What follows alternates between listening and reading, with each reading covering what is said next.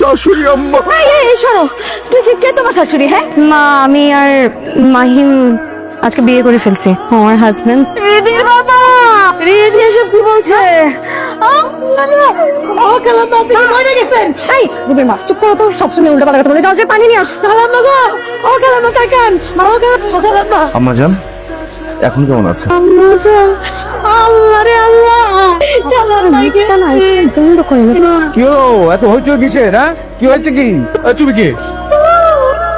বলেন কে আপনি? আসসালামু আলাইকুম আব্বাজান, আমি আপনার মেয়ে একমাত্র হাজবেন্ড।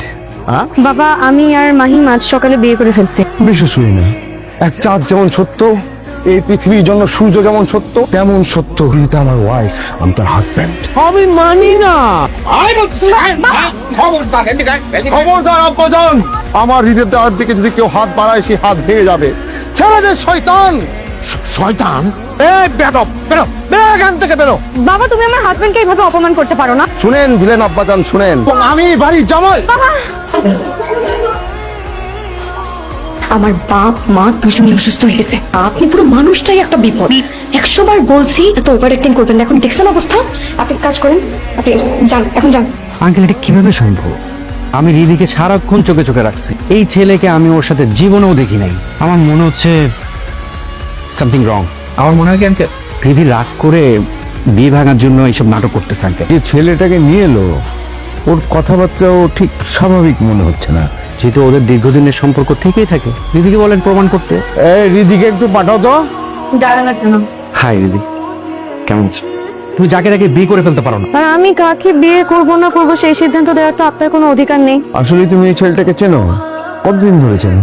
যখন থেকে চিনি আমি তখন থেকে মাহিমকে অনেক বেশি ভালোবাসি বাবা। তোমার সাথে যদি ওই ছেলে সম্পর্ক থেকেই থাকে, ওই ছেলের সাথে সম্পর্কের কিছু প্রমাণ আদি লাগবে। প্রমাণ আছে তো, দেখাতে পারবো না। এই যে আঙ্কেল, দেখাতে পারবে না কারণ ওর কাছে কোনো প্রমাণই নাই। আমি বলছি এই মুহূর্তে দেখাতে পারবো না, কিন্তু প্রমাণ নাই সেটা তো একবারও বলি নাই। প্রমাণগুলো নিয়ে ওই ছেলেকে নিয়ে কাল বিকাল বেলা বাসায় হাজির হবে, ঠিক আছে? কালকের মধ্যে প্রমাণ দেখাতে না পারলে সব শেষ। বাবা আমাকে ওই পাগলটার সাথে বিয়ে দিয়ে দিবে। আপনি না বললে আমাকে বলেন, আমি সব করে দিচ্ছি।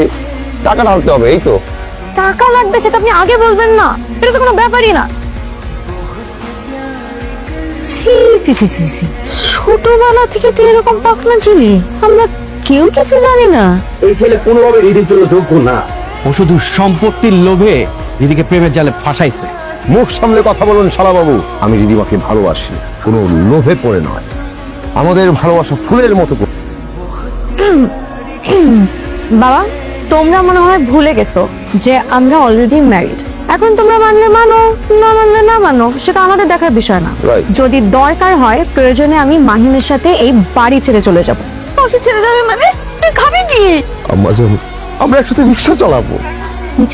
হ্যাঁ, আমি রিদিমাকে কষ্ট থাকতে দিব না। আজ জমি করার জায়গা পায় না। কোন দেশে জসিমার সাবানার কোনো বাংলা সিনেমার আমি কাহিনী শুনতেছি। চুপ। ঠিক আছে, এই বিয়ে আমি মানতে পারি একটা শর্তে। এই বাড়িতে ঘর জামাই হিসেবে থাকতে হবে। না, ঘর জামাই হওয়ার মতো ছেলে না। আমরা রাজি। আপনি এভাবে এখানে শুয়ে আছেন কেন? সরি। আপনি এক ঘরে কোনোভাবেই থাকা যাবে না। আপনি একদম চুপি চুপি এখান থেকে চলে যান। কেউ যেন টের না পায়। খুব সকাল সকাল চলে আসবে।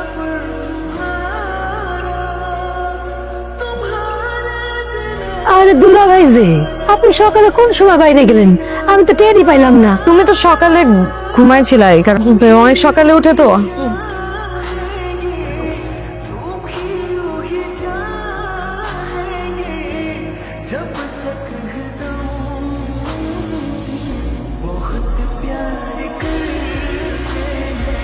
আপনার না সকালে আসার কথা ছিল, আসলেন না কেন?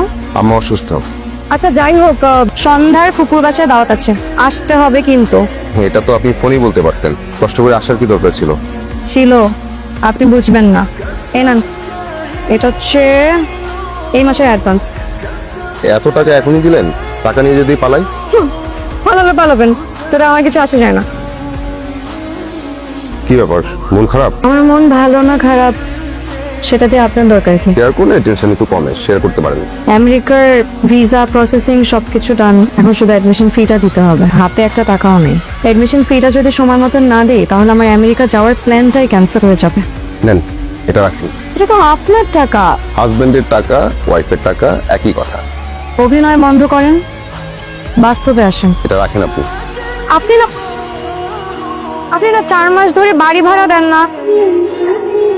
চাচা আসসালামু আলাইকুম। ওয়ালাইকুম আসসালাম। আজকে তোমার লাস্ট ডেট ছিল না টাকা দেওয়ার, টাকা কই? আমি টাকা পাই যাবেন, তাই নিয়েন না। বাসার ছাড়বা মানে এই মুহূর্তে চলে যাবে। এটা অভিনয় শিল্পী মাহিমের বাসা না? আর ওকে বের করে দেওয়া হয়েছে। কেন? 4 মাস বাসা ভাড়া দেয় না, তো বের করে দিব না কি জামায়াত করব? সামনের মাসে ফ্লাইট আমার, আমি চলে যাব।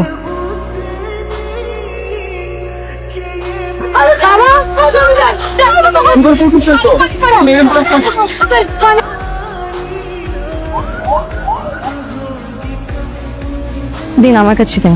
আপনি না থাকলে আজকে যে কি হতো, না গেলে হয় না। থেকে কি করবো? আমার মনে হয় কি আমাদের ব্যাপারটা আঙ্কেলকে জানানো হচ্ছে।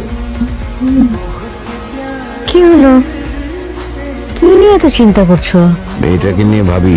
মেয়েটা তো ভালোই আছে, বিয়েটাও তো ঘুরিয়ে ফেললো। ছেলেটা যদি না থাকতো তোমাকে আমি বাঁচাতে পারতাম না। কোথায় যেন একটা হিসাব মিলছে না।